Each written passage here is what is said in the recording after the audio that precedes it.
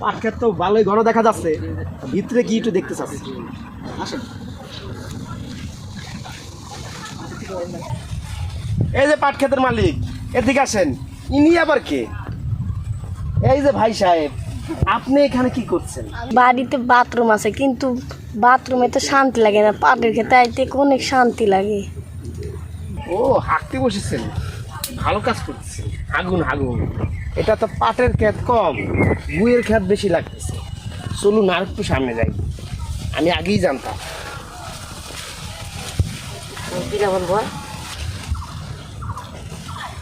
বাবা, তুমি এখানে কি করছো?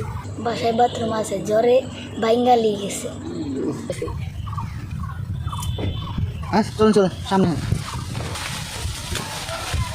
হ্যাঁ, এই যে মহোদয় সাহেব, আপনাকে তো বেশ বড় লাগতেছে, তা আপনি এখানে কি করতেছেন?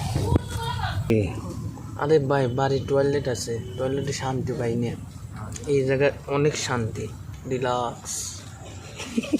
তা হাঁকছেন কেন? বালিশ নিয়ে এসে এখানে শুয়ে পড়ুন। আপনার ক্ষেত আর কেনা যাবে না ভাই, চলুন চলুন।